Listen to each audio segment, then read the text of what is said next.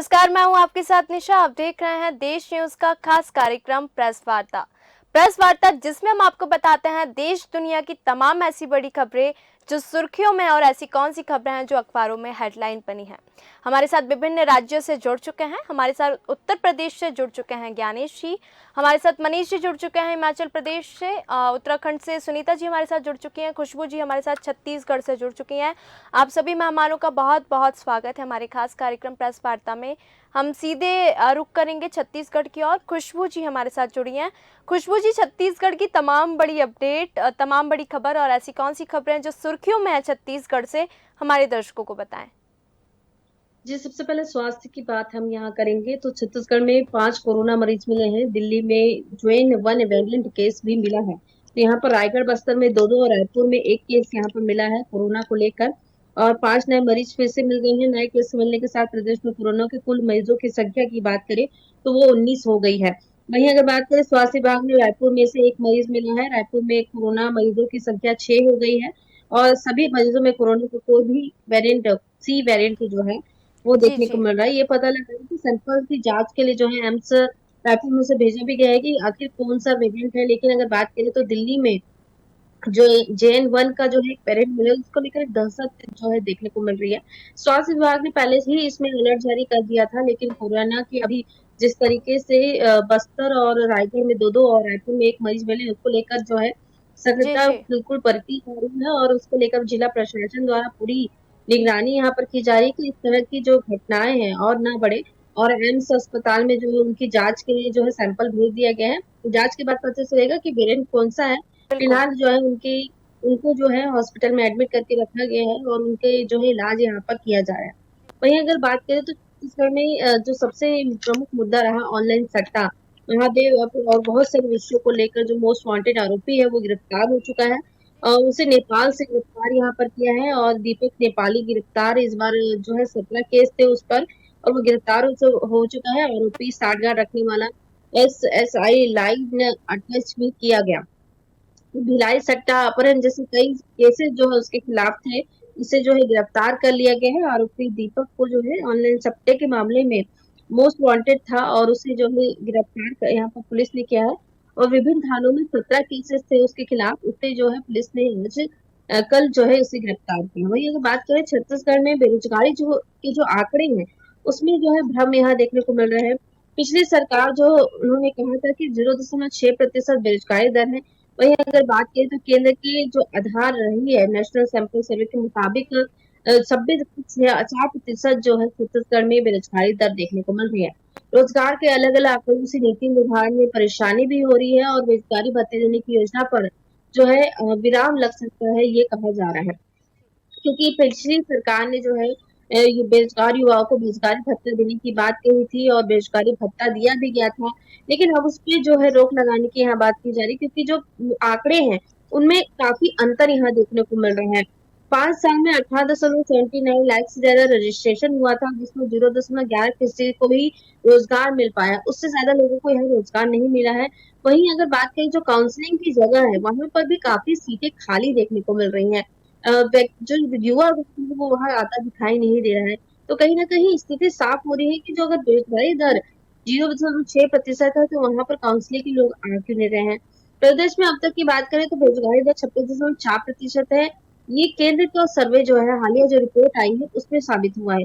वहीं जबकि पिछली 5 साल की बात करें जो पिछली सरकार थी उनका रिकॉर्ड था कि 0.6% बेरोजगारी दर थी। वही ये भी सवाल खड़ा होता है कि अगर बेरोजगारी दर थी तो बेरोजगारी भत्ता किसे दिया जा रहा था।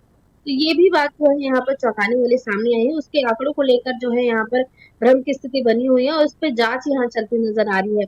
और लगातार जो है जिस तरीके से जो प्रतिशत सामने आया है वो काफी चौंकाने वाला है क्योंकि अगर बात करें तो यहाँ पर जो कृषि प्रधान देश है और कई बच्चे जो है बाहर जाके कमाते भी है, कई युवा वर्ग जो है दूसरे राज्यों में कमाने भी जा रहे हैं क्योंकि यहाँ पर बेरोजगारी दर जो है उतनी मतलब जितनी उन्हें मिलना चाहिए उसके अकॉर्डिंग यहाँ पर जो है इशू होता है कि यहाँ पर रोजगार उतना नहीं है जिसकी वजह से कई जो युवा है वो बाहर जाके भी अपनी जॉब करते नजर आए। तो कहीं ना कहीं आंकड़ों में जो है समरसता नहीं देखने को मिल रही जिसको लेकर जो है सरकार जो है अभी भी आंकड़ों के भ्रम में फंसी हुई है।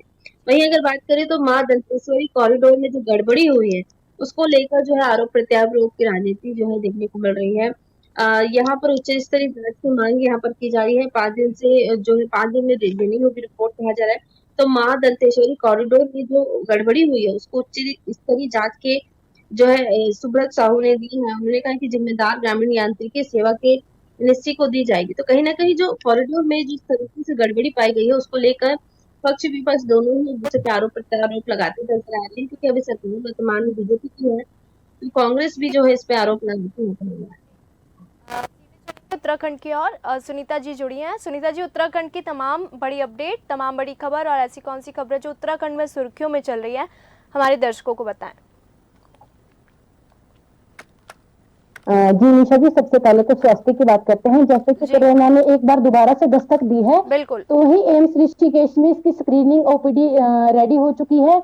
सुबह 9 बजे से 5 बजे तक लोगों की स्क्रीनिंग की जा रही है और जिन्हें बुखार, सर्दी, जुकाम है, इस तरह के लक्षण है, उनकी स्क्रीनिंग की जा रही है।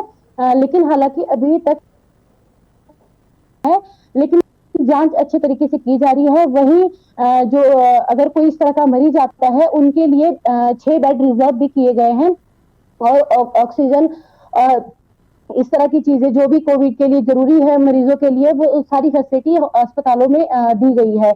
वही निशा जी, मैं बताना चाहूंगी कि हरिद्वार में एक हाथी कलेक्ट्रेट परिसर में घुस गया। हाथी ने गेट की दीवार भी तोड़ दी। बाद में वन विभाग को लोगों ने हाथी को फायरिंग की और फायरिंग के बाद जो हाथी है वो जंगल की ओर भाग गया। वहीं निशा जी, मैं बताना चाहूंगी जैसे कि कड़ाके की ठंड पड़ रही है, पर्यटक खूबसूरत नजारों की तलाश में घर से निकलते हैं। वहीं नीति घाटी में कड़ाके की ठंड से जो नाले हैं, नदियां हैं, झरने हैं, वो सूख चुके हैं और लोगों को अपनी ओर आकर्षित कर रहे हैं। तो सारे जो पर्यटक हैं वो नीति घाट की ओर पहुंच रहे हैं। वहीं निशा जी, मैं बताना चाहूंगी कि गंगा पूजन के बाद अभी मुकेश नंद शीतकालीन यात्रा के लिए निकल चुके हैं। उनका भव्य स्वागत किया गया। जी निशा जी। और मनीष जी जुड़े हैं। मनीष जी, हिमाचल से तमाम बड़ी अपडेट, तमाम बड़ी खबर और ऐसी कौन सी खबरें जो सुर्खियों में है और हेडलाइंस बन रही है, हमारे दर्शकों को बताएं। बिल्कुल निशा, अगर मैं राजनीति की बात करूं हिमाचल प्रदेश में जिस तरीके से कांग्रेस पार्टी में खलबली मची है और कांग्रेस पार्टी के जो भी पदाधिकारी है वो लगातार जो हाईकमान की बैठक में कल शामिल हुए थे, जो है तकरीबन 33 जो कार्यकर्ता जो पदाधिकारी है वो शामिल हुए थे। तो तमाम वो चर्चाएं जो हुई है आज जो कल दिल्ली में बैठक हुई, इस बैठक में तमाम एक बात मैं आपको बता दूं, जिस तरीके से 3 बार के विधायक गजेंद्र सिंह राणा जो है वो लगातार उनको जो है मंत्री पद के लिए वो अपनी अटकलों को लेकर बैठे हुए हैं, वो अपनी मांग कर रहे हैं। लगातार 3 बार विधायक होने के बाद भी गजेंद्र राणा को जो है किसी मंत्री पद का पद नहीं दिया गया। इसलिए एक नाराजगी जो है जाहिर तौर पर साबित हो रही है कि जिस तरीके से वो अपनी मांग को लेकर अड़े हैं, क्योंकि कांग्रेस पार्टी के जिस तरीके से वो सेवा कर रहे हैं, लगातार पिछली 3 बार से लगातार विधायक हो रहे हैं, उनको मंत्री पद क्यों नहीं दिया जा रहा है, इसको लेकर के तमाम चर्चाएं जो है पार्टी पदाधिकारियों में और जो कार्यालय है हाईकमान की बैठक में ये बहुत बड़ा मामला जो है अभी पड़ा हुआ है। हालांकि इस मामले को लेकर कांग्रेस ने साफ तौर पे कहा है, जो कांग्रेस प्रदेश अध्यक्ष हैं तो सुक्खू के द्वारा साफ तौर पे कहा गया आप इंतजार करें और हो अभी आपका जो है आपके लिए सोचने की जरूरत है, क्योंकि कांग्रेस पार्टी लगातार ये जो कवायद कर रही है, ये प्रयास कर रही है। हालांकि अभी उनको वेटिंग लिस्ट में रखा गया है। जी बिल्कुल। ज्ञानेश जी की ओर चलेंगे, हम उत्तर प्रदेश से जुड़े हैं हमारे साथ। ज्ञानेश जी, उत्तर प्रदेश से तमाम बड़ी खबर, तमाम बड़ी जानकारी हमारे दर्शकों को बताएं।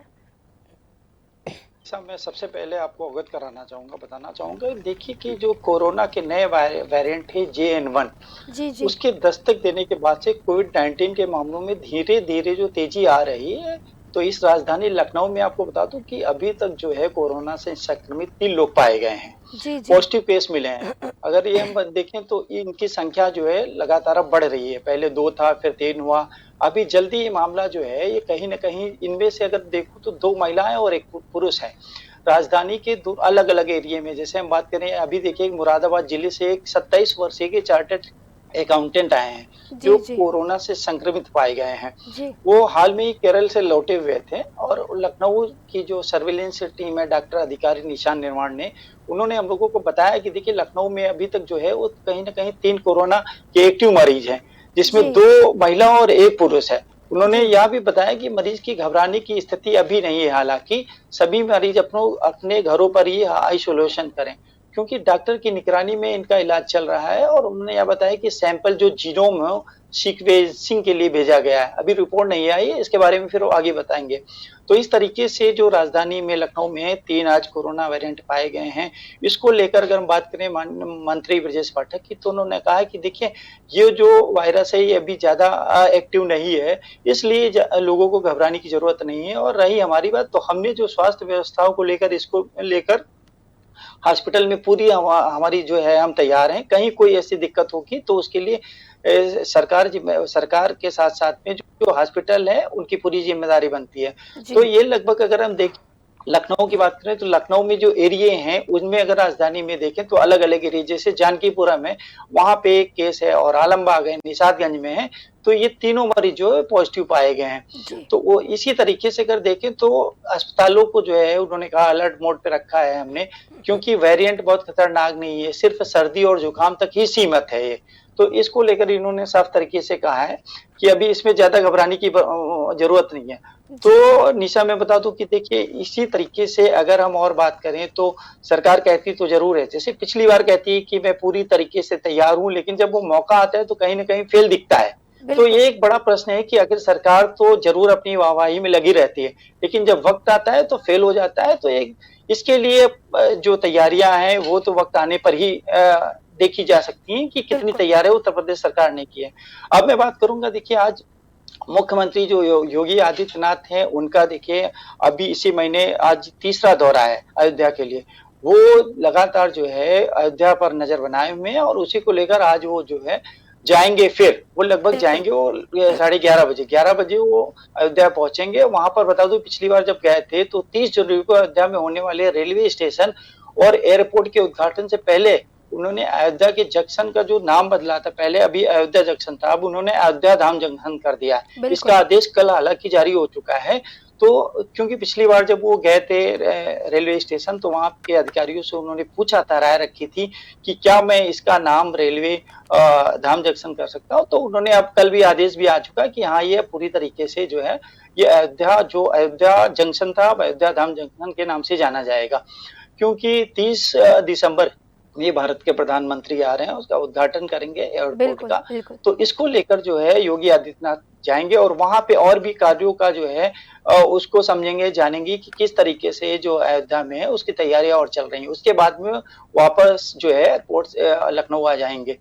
तो योगी आदित्यनाथ लगातार जो है निशा वो उस पर नजर बनाए हुए हैं। अब हम बात करेंगे कि देखिए कोहरे की, क्योंकि अब लगातार आप देख रहे होंगे कोई भी एक्सप्रेस हो, आजमगढ़ एक्सप्रेस हो, यमुना एक्सप्रेस हो, उस पे जो घने कोहरे की वजह से गाड़ियां लगातार लड़ रही हैं। अभी आज रात की बता दूं कि लगभग जो 12 गाड़ियां हैं वो कम से कम आपस में टकरा गई, लेकिन स्थिति ये रही, खैर कोई काफी केवल चोटिल हुआ है, किसी की जान नहीं गई है। तो इस तरीके से शासन प्रशासन जो जैसे हम विजिबिलिटी की बात तो कर रहा है, लेकिन गाड़ियां ना चले इस पे भी सतर्क उनको रहना होगा, क्योंकि वाहन चालक मानते नहीं, कहीं ना कहीं कोई इमरजेंसी होती है उनको जाना पड़ता है। तो इस तरीके से दिल्ली एनसीआर सहित पूरे भारत में अगर हम देखें तो जारी कोहरे को कोराम से बुधवार लगभग सुबह ग्रेटर नोएडा के यमुना एक्सप्रेस पर 12 गाड़ियां थी आपस में टकराती चली गई। तो इसी तरीके से पिछली बार भी देखे तो घटनाएं हो रही थी और उसमें कभी जाने भी चली जाती थी, क्योंकि गाड़ी जो वाहन होते हैं कहीं ना कहीं इस बार जो है अभी तो सतर्क हैं, धीमे चल रहे हैं, तो केवल आपस में गाड़ियां टकरा जाती हैं और उनको ज्यादा चोट नहीं आती। तो इसलिए पूरे यूपी में अब घने कोहरे ने दस्तक दे दिया है निशा। तो इसमें जो है कहीं ना कहीं अब हम लोगों को भी अलर्ट रहने की जरूरत है कि अगर हमारा जरूरी काम है तभी हम जाएं हाईवे पर, और नहीं तो उसमें जाने की जरूरत नहीं है। तो इस तरीके से अगर हम देखें तो जो पुलिस उपायुक्त हैं अशोक कुमार ने उन्होंने बताया कि 8 बजे एक्सप्रेस वे पर नोएडा से आगरा की ओर जाने वाली लेन पर हुई लगभग घने कोहरे के कारण जेवर थाना पड़ता है अंतर्गत दयानतपुर गांव के पास यह हादसा हुआ है। तो डीसीपी ने सूचना की जानकारी मिलते ही सुबह 8 बजे जो पुलिस अधिकारी थे वो मौके पर पहुंचे। तो गनीमत तो निशा यही रही कि इसमें हताहत या घायल नहीं हुआ। पुलिस कर्मियों ने फिर ट्रेन बुलाई और उसमें मदद किया, वाहनों को मौके से हटाया गया। तो उसके बाद में सुचारू जो है यातायात सुनिश्चित करने के लिए जो है अन्य लोगों को उन्होंने कहा कि इसमें जो है जरूरी है, क्योंकि बहुत बड़ी ऐसी कोई घटना ना हो, तो इसलिए हम सबको उस पर अमल करने की जरूरत है। दिशा। जी। अच्छा, एक चीज मैं और कहूंगा इस मामले को लेकर, देखिए लगातार जो है अब कोहरे दस्तक दे दिया, और आज हम बात करें, देखिए लगातार जो है राजधानी हो या हमारा कानपुर हो या बाराबंकी हो, सीतापुर हो, इसमें लोग ग्रामीण 11 बजे तक अब घर से बाहर नहीं निकल रहे हैं। ठंड के साथ में हवाएं भी चल रही हैं। जब आप रात में निकलेंगी या सुबह निकलेंगी तो आपको साफ घना कोहरा दिखेगा, देखने को नहीं मिलता है। वो दिखेगा जिससे सामने दिखाई नहीं देगा, सामने दिखाई जी। नहीं देता है। तो इस तरीके से, लेकिन आप बता दूं, विपक्ष पार्टी जो अखिलेश यादव हैं, राष्ट्रीय अध्यक्ष हैं, उन्होंने लगातार भारतीय जनता पार्टी पर आरोप लगाया है। उन्होंने कहा है कि देखिए सरकार, भारतीय जनता पार्टी मानवीय संवेदनशील रह चुकी है। ठंड का प्रकोप इतना बढ़ चुका है, लेकिन अस्पतालों में मरीजों की भीड़ है, दिल और सांस के मरीजों की कतारें लगी हुई हैं। ठंड जी। छोटे बच्चों के लिए कपड़ों की व्यवस्थाएं नहीं है। तो इस तरीके से जो है लगातार अखिलेश यादव भारतीय जनता पार्टी पर आरोप लगा रहे हैं कि जो स्वास्थ्य सेवाएं हैं ध्वस्त हो चुकी हैं, और इनमें जो लोग हैं, बता दूं रामपुर के अस्पताल में जो है लगातार वो कह रहे हैं कि भीड़ है, वहां पर मरीजों के इलाज के नाम पर मजाक किया जा रहा है, और ऊपर चूहे दौड़ रहे हैं। अस्पताल में सांस और दिल के मरीजों को पर्याप्त दवा और इलाज की सुविधाएं नहीं मिल रही हैं। कई अस्पतालों में तो इनके विशेषज्ञ डॉक्टर भी नहीं है। इन्होंने बाकायदा, इन्होंने बता दूं कि अपने ऑफिस से जो मीडिया देखते हैं, उन्होंने प्रेस विज्ञप्ति भी जारी की है। तो इस तरीके से जो चीफ मिनिस्टर रह चुके हैं अखिलेश यादव, वो लगातार कह रहे हैं। आखिर में कहीं न कहीं इस पे, इन चीजों पर अगर देखा जाए तो भारतीय जनता पार्टी जो है, कमियां तो आई हैं कहीं न कहीं, चाहे वो अखिलेश यादव कहें या अगर आम आदमी की बात करें, तो उसमें सरकार तो अपनी वाहवाही में लगी रहती है बिल्कुल, दिशा, बिल्कुल। लेकिन उसमें कमियां कहीं न कहीं दिखती जरूर हैं। अब जी। देखिए अलाव की व्यवस्था अभी तक नहीं हुई है। रैन बसेरों का लोग कह रहे थे कि व्यवस्थाएं हैं पूरी तरीके से, लेकिन अब आप देखेंगे तो उसमें कहीं न कहीं व्यवस्थाएं अभी देखने को ज्यादा नहीं मिल रही। बिल्कुल, बिल्कुल। अब बड़ा सवाल ये है कि ये शीत लहर का समय चल रहा है, और कंबलों की, बता दूं कि इससे पहले भी योगी आदित्यनाथ के जो डीएम है, 3 जिलों के डीएम को फटकार लगाई थी कि जो सरकारी स्कूल के बच्चे हैं उनको जो है स्वेटर और मोजे सब पहुंच जाएं समय से, जो पीढ़ी वो गरीब हैं उनको कंबल मिल जाए। तो इसको लेकर नाराजगी भी जताई थी। लोक भवन के अधिकारियों ने उनसे संपर्क भी साधा था। तो इस तरीके से योगी आदित्यनाथ ने सचेत तो किया था, लेकिन जिले तक जाते जाते उनकी आवाज को अधिकारी जो है सुना कर देते हैं। बिल्कुल। तो उत्तर प्रदेश चूंकि बड़ा राज्य है निशा, तो कहीं न कहीं इसको पूरी नजर बना के रखनी पड़ेगी, ताकि कहीं कोई ऐसी दिक्कत ना हो जिसकी वजह से कोई भी, चाहे वो ठंड से उनकी मौत हो या खुले में सोए। ये एक बड़ा सवाल रहेगा बिल्कुल, निशा। बिल्कुल। मनीष जी, मैं फिर आऊंगी आपके पास। हिमाचल प्रदेश से हमारे साथ जुड़े हैं मनीष जी। मनीष जी, हिमाचल प्रदेश से ऐसी और कोई अपडेट या जानकारी जो ट्रेंड कर रही हो सोशल मीडिया में?